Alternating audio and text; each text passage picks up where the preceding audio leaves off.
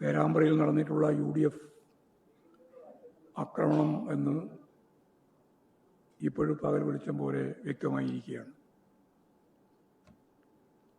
നേരത്തെ ലൈഫ് പദ്ധതിയിൽ നിർമ്മിക്കപ്പെട്ട വീട് കോൺഗ്രസിന്റെ സംഭാവനയാണ് എന്ന് പ്രഖ്യാപിച്ച് ഉദ്ഘാടനം നടത്തുന്ന നിലയാണ് ഉണ്ടായത്.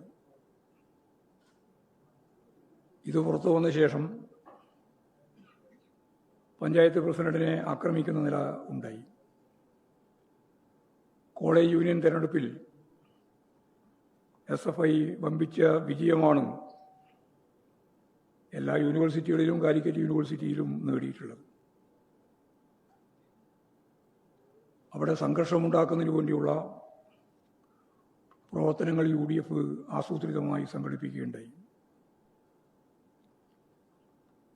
LDF പ്രവർത്തകർ സമാധാനപരമായി പിരിഞ്ഞു പോയപ്പോൾ അവിടെ പ്രശ്നങ്ങൾ ഉണ്ടാക്കാനും പോലീസുമായി നേരിട്ട് ഏറ്റുമുട്ടുന്ന തരത്തിലേക്കുള്ള നടപടികളാണ് UDFിൻ്റെ ഭാഗത്തുനിന്ന് ഉണ്ടായത്. പോലീസിന് നേരെ സ്ഫോടക വസ്തുക്കൾ എറിയുന്ന നിലവരെ ഉണ്ടായി. അപ്പോൾ നേരത്തെ ആസൂത്രണം ചെയ്ത് അതിൻ്റെ ഭാഗമായിട്ടാണ് ബോംബുമായിട്ട് സ്ഫോടക വസ്തുക്കളുമായി കല്ല് ഉൾപ്പെടെയുള്ള എല്ലാം ശേഖരിച്ച് പോലീസിനെ ആക്രമിക്കുന്ന നില ഉണ്ടായിട്ടുള്ളത്. അതുകൊണ്ട് ഇത്തരം പ്രവർത്തനങ്ങൾ UDFിൻ്റെ ഭാഗത്തുനിന്നുണ്ടായി എന്ന് പുറത്ത് പൊതുജനങ്ങൾക്ക് മനസ്സിലാക്കാൻ സാധിച്ചപ്പോഴാണ് അത് പോലീസിന്റെ ഭാഗത്തു നിന്ന് കോൺഗ്രസുകാർക്ക് നേരെ എറിഞ്ഞതാണ് എന്ന കള്ളപ്രചാരവേല യാതൊരു പ്രയാസമില്ലാതെ അടിച്ചുവിടുന്ന നില ഉണ്ടായത്. ഒരു MP തന്നെ നേതൃത്വം കൊടുത്തുകൊണ്ട് ഇത്തരത്തിലുള്ള സംഘർഷം രൂപപ്പെടുത്തുന്നതിന് വേണ്ടിയും ആസൂത്രണം ചെയ്ത് ബോംബ് ഉൾപ്പെടെ സ്ഫോടക വസ്തുക്കൾ ഉൾപ്പെടെ കൊണ്ടുപോയി പോലീസിനെ ആക്രമിക്കുന്ന ഉയർന്ന ഉദ്യോഗസ്ഥർ ഉൾപ്പെടെ പരിക്കുപറ്റുന്ന നിലയാണ് ഉണ്ടായത്. ഇതിന്റെ തുടർച്ചയായി കേരളത്തിലുടനീളം ഒരുതരം കലാപം സൃഷ്ടിക്കുന്നതിന് വേണ്ടിയുള്ള പ്രവർത്തനങ്ങളാണ് കോൺഗ്രസും യൂത്ത് കോൺഗ്രസും എല്ലാം പ്ലാൻ ചെയ്ത് നടത്തിയത്. കോൺഗ്രസിൽ വലിയ ആഭ്യന്തര പ്രശ്നങ്ങളാണ്. യൂത്ത് കോൺഗ്രസിന്റെ സംസ്ഥാന അധ്യക്ഷനെ തീരുമാനിച്ചതിലും ഇപ്പോൾ KPCCയുടെ ജംബോ കമ്മിറ്റി രൂപീകരിച്ചത് തുടങ്ങിയും ഒക്കെയുള്ള ആഭ്യന്തര സംഘർഷങ്ങൾ ശക്തിപ്പെട്ടു നിൽക്കുന്ന സന്ദർഭത്തിൽ ജനശ്രദ്ധ മാറ്റുന്നതിനു വേണ്ടി കലാപങ്ങളും വർഗീയ ധ്രുവീകരണങ്ങളും ഉണ്ടാക്കുന്നതിനു വേണ്ടിയുള്ള ശ്രമം UDFും കോൺഗ്രസും പ്രതിപക്ഷ നേതാവും എല്ലാം ചേർന്ന് വേറൊരു ഭാഗത്ത് നടത്തുകയാണ്. ജനാധിപത്യപരമായ രീതിയിൽ ജീവിക്കാനും ഭരണഘടനാപരമായി പ്രവർത്തിക്കാനും സാധിക്കുന്ന ഇന്ത്യയിലെ തന്നെ ഏറ്റവും പ്രധാനപ്പെട്ട സംസ്ഥാനമാണ് കേരളം. ആ സംസ്ഥാനത്ത് സംഘർഷം ഉണ്ടാക്കുന്നതിന് വേണ്ടി മതവിദ്വേഷത്തിൻ്റെയും വർഗീയതയുടെയും നിലപാടുകൾ സ്വീകരിക്കുന്ന സമീപനം UDF ഇതിൻ്റെ ഒപ്പം തന്നെ സ്വീകരിക്കുന്നു എന്നുള്ളതാണ്. ഞാൻ നേരത്തെ പറഞ്ഞ പോലെ ജമാഅത്തെ ഇസ്ലാമിയും അതുപോലെ തന്നെ SDPIയും ഒക്കെ ചേർന്ന് സംഘടിപ്പിക്കുന്നു എന്നുള്ളതും വേറൊരു പ്രധാനപ്പെട്ട ഭാഗമാണ്.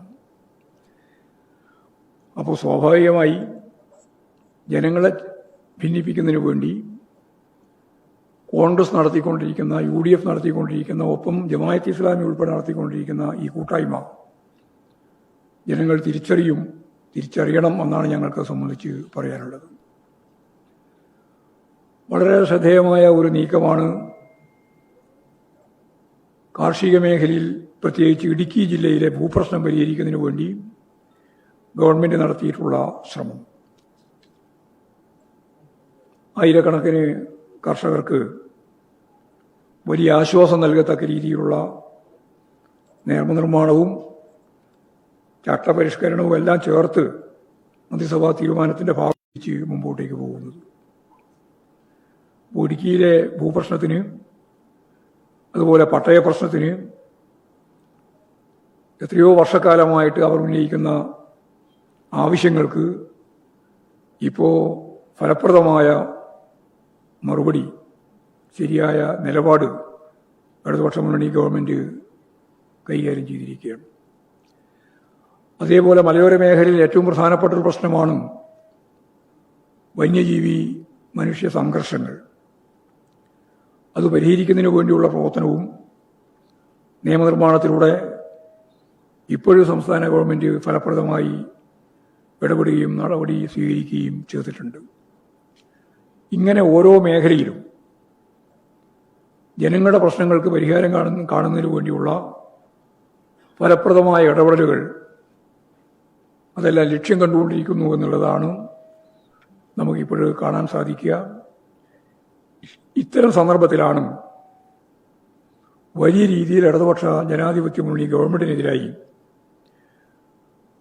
അസത്യങ്ങൾ, കളവുകൾ പ്രചരിപ്പിക്കുന്നതിന് വേണ്ടിയുള്ള ബോധപൂർവമായ പ്രവർത്തനം നടത്തുന്നത്. അത് ജനങ്ങൾ ശരിയായ രീതിയിൽ തിരിച്ചറിയും എന്ന് തന്നെയാണ് അത് സംബന്ധിച്ച് പറയാനുള്ളത്. ശബരിമലയിലുണ്ടായിട്ടുള്ള പ്രശ്നം മാധ്യമങ്ങളൊക്കെ കുറേ ദിവസമായിട്ട് ചർച്ച ചെയ്തുകൊണ്ടിരിക്കുകയാണ്. എന്നാൽ ഗവൺമെന്റും അതുപോലെ തന്നെ കോടതിയും കൃത്യമായ നിലപാട് സ്വീകരിച്ചുകൊണ്ട് അയ്യപ്പന്റെ ഒരു സ്വത്തും നഷ്ടപ്പെട്ടു പോയിക്കൂടാ എന്ന ഉറച്ച നിലപാടോടുകൂടി മുമ്പോട്ടേക്ക് പോയതിൻ്റെ ഭാഗമായിട്ടാണ് ചരിത്രത്തിലില്ലാത്ത രീതിയിൽ വളരെ ഫലപ്രദമായി SIT അന്വേഷണം 2 ആഴ്ചക്കാലത്തെ പരിധി വെച്ചുകൊണ്ട് ദ്രുതഗതിയിൽ ദക്ഷിണേന്ത്യയുടെ പല ഭാഗങ്ങളിലായിട്ട് അന്വേഷണം നടത്തി ഒന്നാം പ്രതിയെ, 2 കേസിലെയും ഒന്നാം പ്രതിയെ ഇപ്പോഴും ചോദ്യം ചെയ്യുകയും കസ്റ്റഡിയിലെടുക്കുകയും അറസ്റ്റ് രേഖപ്പെടുത്തുകയും ഒക്കെ ചെയ്തു കഴിഞ്ഞിരിക്കുകയാണ്. തുടർന്ന് ഒരു സംശയമില്ല, ആരൊക്കെയാണോ ഇതിൻ്റെ ഭാഗമായിട്ട് കുറ്റവാളികളായിട്ട് വരുന്നത് അവരെല്ലാം നിയമത്തിൻ്റെ മുൻപിൽ കൊണ്ടുവരുന്നതിന് വേണ്ടി സാധിക്കും. അതിൻ്റെ പ്രവർത്തനങ്ങൾ തന്നെയാണ് കോടതിയുടെ നിർദ്ദേശാനുസരണം ഗവൺമെൻറ്റിൻ്റെ ഭാഗമായും SITയുടെ ഭാഗമായിട്ടും നടന്നുകൊണ്ടിരിക്കുന്നത്. അതാണിപ്പോഴും കൂടുതൽ വ്യക്തമാകുന്നത്. സ്വാഭാവികമായും ഇത്തരത്തിൽ വ്യക്തമാക്കപ്പെടുന്നതോടുകൂടി ഇടതുപക്ഷ മുന്നണി ഗവൺമെന്റിനെതിരായിട്ട് കടന്നാക്രമിക്കാൻ കിട്ടിയ അവസരം എന്ന രീതിയിൽ അവരുപയോഗിച്ചതെല്ലാം വൃദ്ധാവരാവുന്ന ഒരു പുതിയ ചിത്രമാണ് കേരളം കാണാൻ പോകുന്നത്. ഇടതുപക്ഷ ജനാധിപത്യ മുന്നണിയും അതുപോലെ തന്നെ ഗവൺമെന്റും എല്ലാ കാലത്തും, ഞങ്ങളുടെ പാർട്ടിയും എല്ലാ കാലത്തും വിശ്വാസി സമൂഹത്തിൻ്റെ ഒപ്പമാണ് നിലകൊണ്ടിട്ടുള്ളത്. അത് RSSകാർക്കും BJPക്കാർക്കും UDFകാർക്കും വർഗീയ സംഘർഷം ഉണ്ടാക്കാൻ നടക്കുന്ന മതവർഗീയവാദികൾക്കും ഒന്നും ഇഷ്ടമാവുന്നില്ല എന്നതിൻ്റെ പ്രതികരണങ്ങളാണ് ഇപ്പോഴും കേരളത്തിലും വ്യാപകമായ രീതിയിൽ ഈ ധ്രുവീകരണ പ്രവർത്തനവുമായിട്ട് മുന്നോട്ടേക്ക് പോകുന്നവർ ഉപയോഗിക്കുന്നത് എന്ന് നമുക്ക് കാണാൻ കഴിയും. ഏതായാലും ആരാണോ ഉത്തരവാദികൾ അവർക്കെതിരായി കർശനമായ നിലപാട് സ്വീകരിച്ചുകൊണ്ട് ഒരു നഷ്ടവും ശബരിമലയിൽ അയ്യപ്പന് സംഭവിക്കാത്ത രീതിയിൽ തിരിച്ചു പിടിക്കാനാവുമെന്ന് തന്നെയാണ് പ്രതീക്ഷിക്കുന്നത്. ആ തരത്തിലേക്കാണ് കാര്യങ്ങൾ നീങ്ങുന്നത് എന്നതാണ് ഇപ്പോഴേറ്റവും അവസാനമായിട്ട് വന്ന വാർത്തകളിൽ നിന്ന് നമുക്ക് മനസ്സിലാക്കാനാവുക. അറിയപ്പെടുന്നവരും അറിയപ്പെടാത്തവരും ഒക്കെ ഇതിൻ്റെ ഭാഗമായിട്ട് വരുന്നുണ്ട്. അവരെല്ലാം നിയമത്തിൻ്റെ മുമ്പിൽ കൊണ്ടുവരാനും ശിക്ഷിക്കാനും നഷ്ടപ്പെട്ടു പോയ സ്വർണം ഉൾപ്പെടെ എല്ലാം തിരിച്ചെടുക്കാനും സാധിക്കും എന്ന് തന്നെ ഞാൻ പ്രതീക്ഷിക്കുകയാണ്. ഇതാണ് പൊതുവായിട്ട് പറയാനുള്ളത്.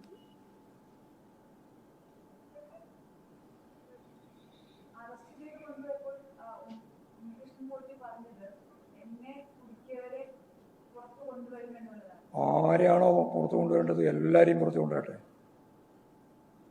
ആർക്കും ഒരു സംരക്ഷണവും ഗവൺമെന്റും ഇല്ല, ഞങ്ങളുമില്ല.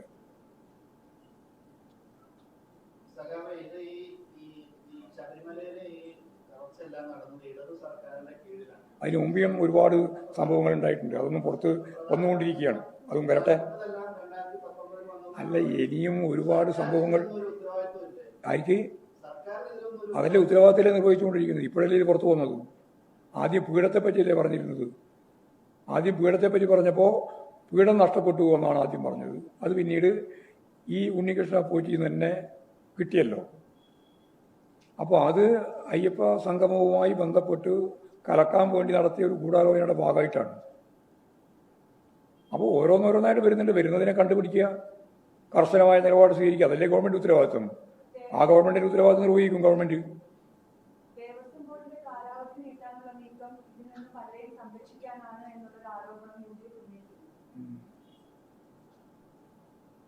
ഉന്നയിക്കട്ടെ. ആരോപണം ഉന്നയിക്കുന്നതിന് ആർക്കാ സ്വാതന്ത്ര്യം ഇല്ലാത്തത്? ഇത് എങ്ങനെയുള്ള നീക്കം? അല്ല, കാലാവധി ദീർഘിപ്പിച്ചില്ലല്ലോ. ദീർഘിപ്പിക്കുന്നതിന് വേണ്ടിയുള്ള നിലപാട് സ്വീകരിച്ചില്ലല്ലോ ഇപ്പം. അപ്പോൾ തന്നെ കാലാവധി ദീർഘിപ്പിക്കുന്നു എന്ന് പറഞ്ഞിട്ട് പ്രചരണം നടത്തിക്കൊണ്ടിരിക്കുകയാണ്. അതൊക്കെ നിയമപരമായിട്ടുള്ള കാര്യങ്ങളായിരുന്നു, ഞങ്ങളുടെ വേണ്ട കാര്യമില്ല.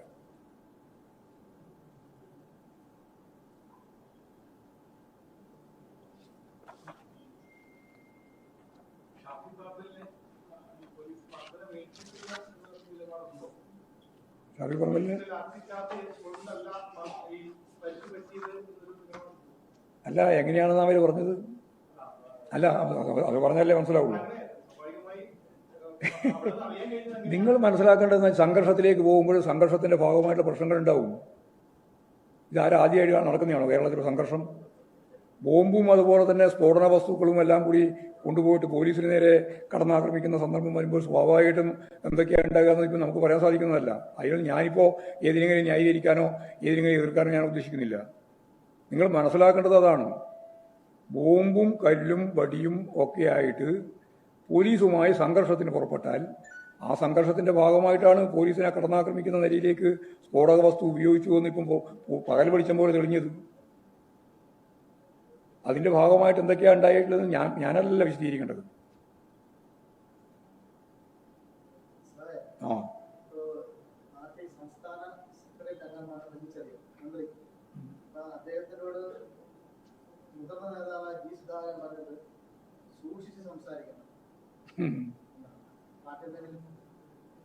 ആരെങ്കിലും ഒരാൾ വർത്തമാനം പറഞ്ഞ ഉടനെ തന്നെ പാർട്ടി നിലപാട് സ്വീകരിക്കാൻ പോവാ?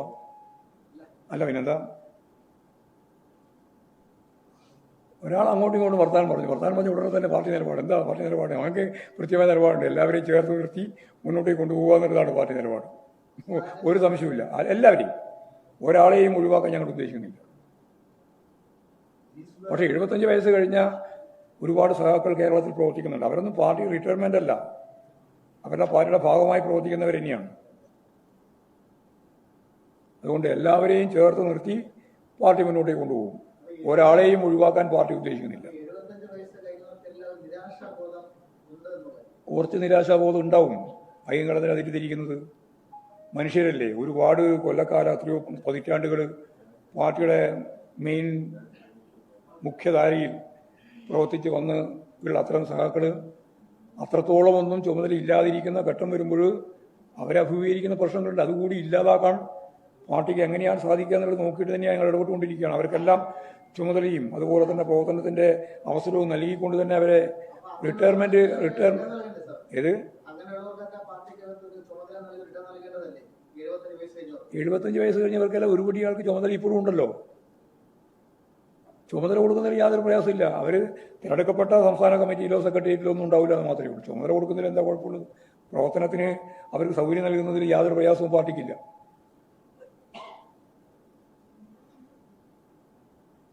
ആരോഗ്യമുള്ള ഏത് 75 വയസ്സ് കഴിഞ്ഞ സഖാവിനും നേതാവിനും പാർട്ടി സംഘടനാ പ്രവർത്തനത്തിന് പല വേദികളുണ്ട്, അതെല്ലാം ഉപയോഗിക്കാം. അതൊക്കെ നൽകണമെന്ന് തന്നെയാണ് പാർട്ടി തീരുമാനിച്ചിട്ടുള്ളത്.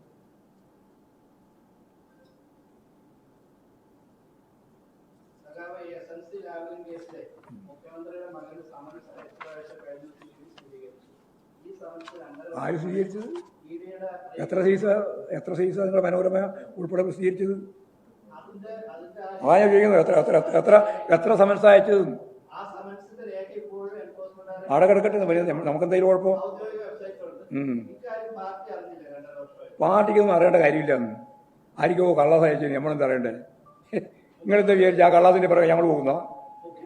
മലയാള മനോരമക്കാരൻ ഒരു വാർത്ത പ്രസിദ്ധീകരിച്ചാൽ ആ വാർത്തേന്റെ പിന്നിൽ ഞങ്ങൾ പോകുന്നതാണ് ഞങ്ങൾ തിരിച്ച്.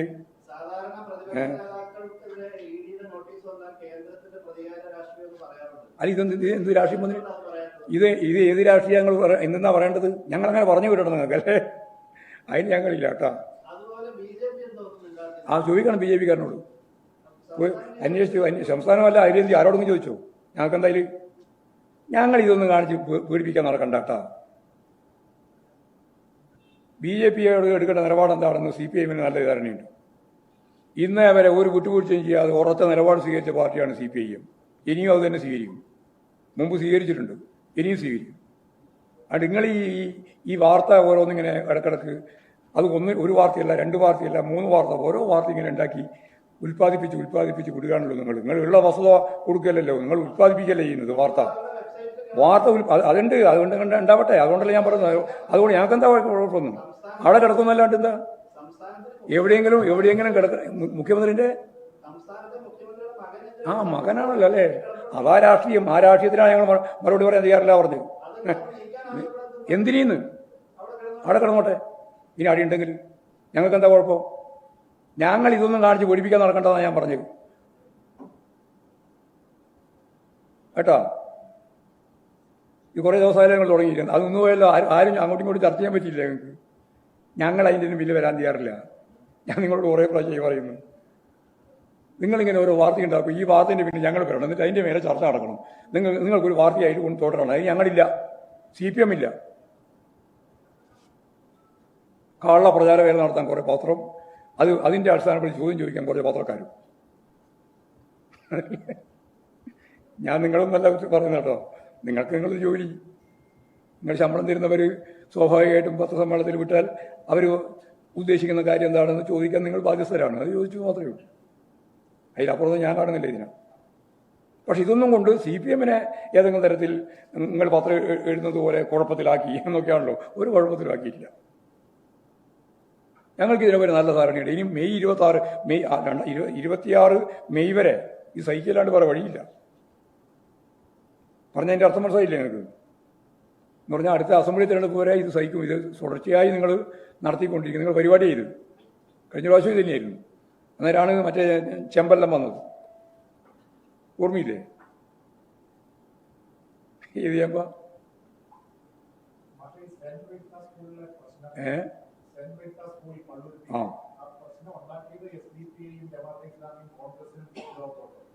അല്ല, ഉണ്ടാക്കിയ പ്രശ്നത്തിന്റെ മേലെ ഇടപെട്ടുകൊണ്ട് വർഗീയ ധ്രുവീകരണത്തിന് വേണ്ടി പ്രവർത്തിക്കുന്നതാണ് ഞാൻ പറഞ്ഞത്. അത് മനസ്സിലായില്ലേ പറഞ്ഞത്? അതിന് സംശയമില്ലല്ലോ. അതിനെ ഉപയോഗപ്പെടുത്തി വർഗീയ ധ്രുവീകരണത്തിന് SDPI-യും ജമാഅത്തെ ഇസ്ലാമിയും പ്രതിപക്ഷ നേതാവ് ഉൾപ്പെടെ ശ്രമിക്കുന്നു എന്നാണ് ഞാൻ പറഞ്ഞ പോയിന്റ്. അതാണ് അതിൻ്റെ ഭാഗത്തുള്ള വിമർശനം. അതവിടെ പരിഹരിക്കും. കേരളത്തിൽ അത് പരിഹരിക്കാൻ പറയാൻ പ്രയാസമൊന്നുമില്ല. അല്ലെങ്കിൽ വിദ്യാഭ്യാസ വകുപ്പ് മന്ത്രി തന്നെ ഇടപെട്ട് പരിഹരിച്ച പ്രശ്നം തന്നെയാണ്. ആ പരിഹരിച്ച പ്രശ്നത്തിന്റെ മേലെയാണ് വീണ്ടും പ്രശ്നം ഉണ്ടാക്കി കാര്യങ്ങൾ ഇങ്ങനെ ചർച്ച ചെയ്യണമെന്ന് തീരുമാനിക്കുന്നത്. അതാ കാര്യം. വേറെ ആരായി ഉണ്ടാക്കിയതെന്ന് ഞാനിപ്പം കണ്ടുപിടിക്കാനൊന്നും ഞാൻ പുറപ്പെട്ടിട്ടില്ല. ഇപ്പോൾ എടുത്തുകൊണ്ടിരിക്കുന്ന നിലപാടാണ്. അതാ കാര്യം.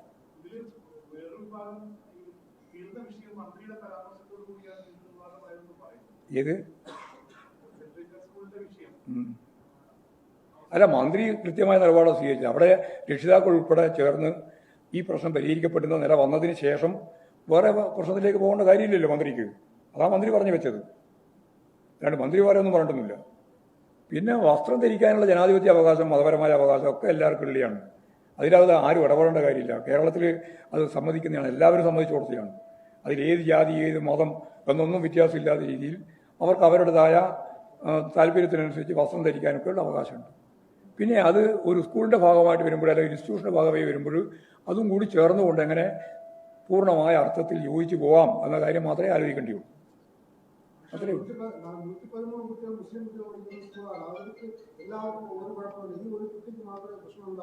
അല്ല, ഒരു കുട്ടിക്ക് എന്തായാലും പ്രശ്നമാണല്ലോ. അല്ല, ഞാൻ പറഞ്ഞത് ഒരു കുട്ടിക്ക് പ്രശ്നമുള്ളെങ്കിലും ആ കുട്ടിയുടെ പ്രശ്നമല്ലേ? അത് പരിഹരിക്കണമല്ലോ. അല്ല, അത് പരിഹരിക്കണമല്ലോ.